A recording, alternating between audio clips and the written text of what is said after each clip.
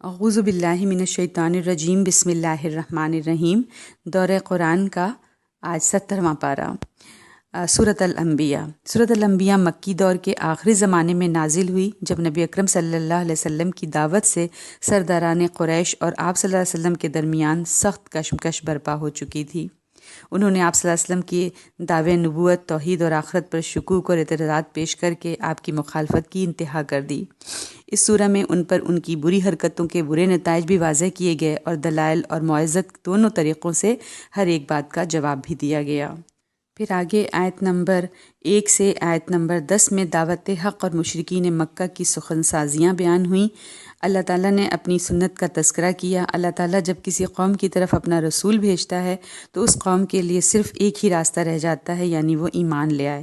اگر وہ ایمان نہیں لاتی تو لازماً اتمام حجت کے بعد ہلاک کر دی جاتی ہے۔ اس میں یہی بات فرمائی جا رہی ہے کہ آپ صلی اللہ علیہ وسلم کی دعوت کے بعد مشرکین کا یوم حساب بالکل قریب آ لگا ہے، لیکن وہ اپنی بدمستیوں میں کھوئے ہوئے ہیں۔ پھر آگے آیت نمبر 11 سے آیت نمبر 29 میں بتایا کہ حق ہمیشہ قائم رہنے اور باطل نابود ہونے کے لیے آیا ہے۔ پھر مشرکین کے نظریات اور اس پر تبصرہ کیا گیا ہے، جس کی وجہ سے وہ نبی اکرم صلی اللہ علیہ وسلم کی دعوت پر توجہ نہیں فرماتے تھے۔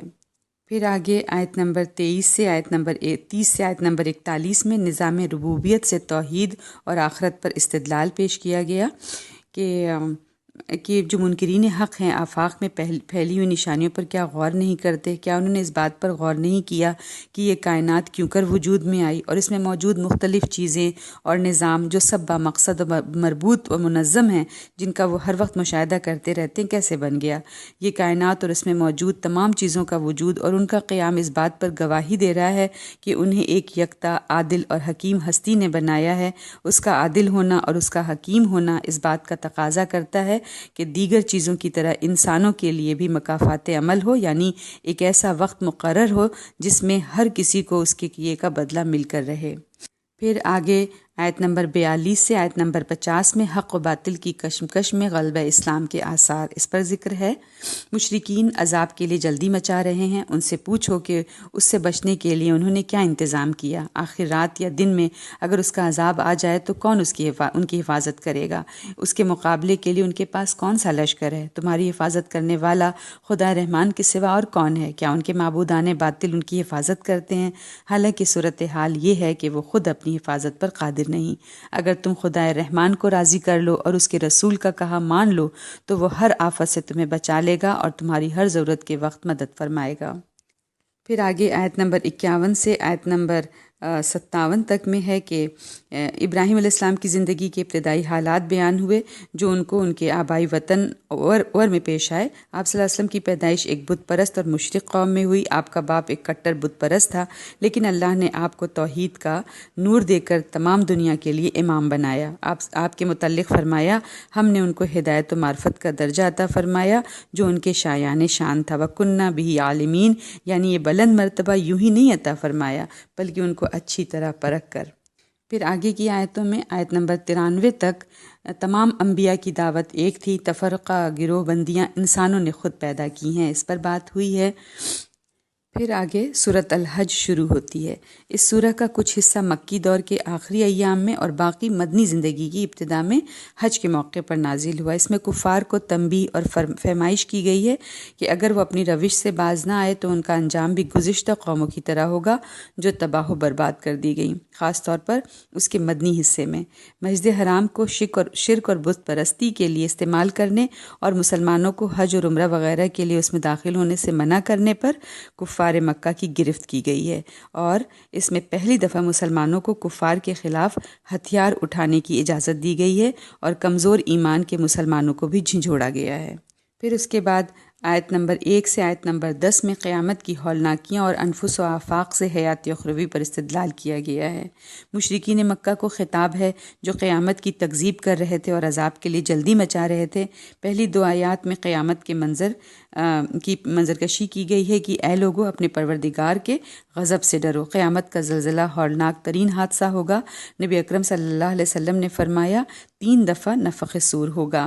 پہلی دفعہ جب سور پھونکا جائے گا تو اس سے پوری دنیا میں دہشت اور سراسیمگی کی کیفیت پیدا ہو جائے گی، اور دوسری دفعہ سب جاندار مر کر گر پڑیں گے، اور تیسرے سور پر سب لوگ زندہ ہو کر اللہ کے حضور حاضر ہو جائیں گے۔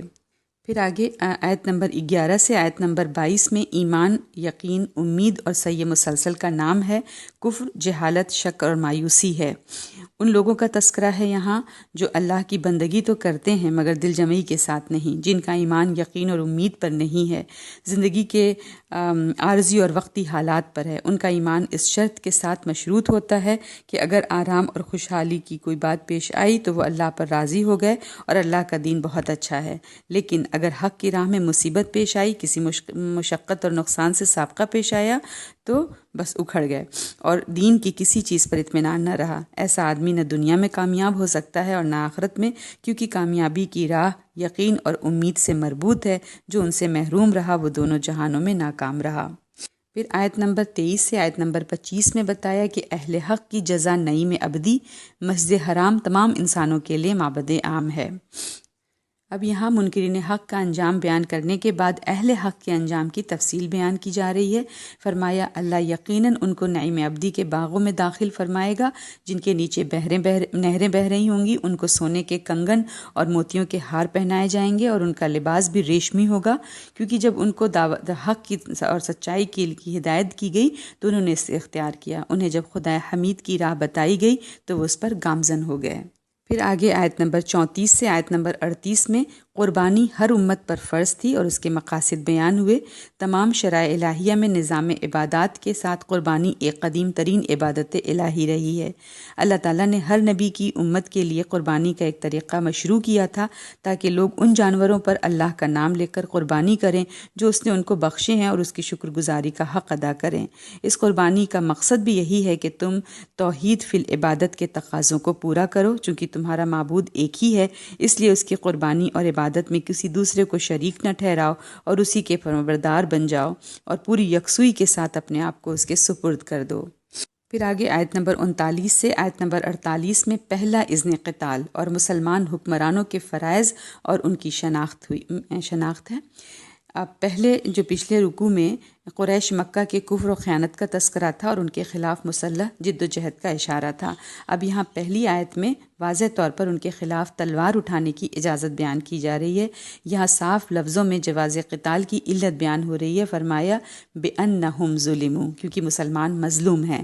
وہ مسلسل 13 برس تک قریش مکہ کے تشدد کا نشانہ نشانے بنے رہے اور پھر ترک وطن پر بھی مجبور ہوئے، لیکن اب یہاں بھی غربت جو ہے سب سے بڑا گناہ بن گئی۔ اللہ تعالیٰ ان مظلوموں کو تنہا نہیں چھوڑے گا اور ہر موقع پر ان کی تائید اور حمایت کرتا رہے گا۔ پھر آگے آیت نمبر 49 سے آیت نمبر 57 تک میں ہے کہ فرمایا آپ صلی اللہ علیہ وسلم اعلان کر دیں کہ میرا ظہور تمام انسانیت کے لیے ایک انذار آشکار ہے۔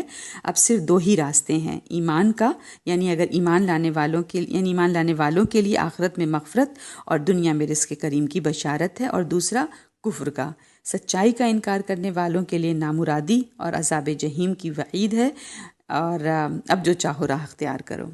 پھر آیت نمبر 58 سے آیت نمبر 64 میں مہاجرین کے لیے بشارت۔ فرمایا جن لوگوں نے راہ حق میں ہجرت کی وہ مطمئن رہیں، ان کا پہلا قدم بھی کامیابی کی منزل ہے اور آخری بھی۔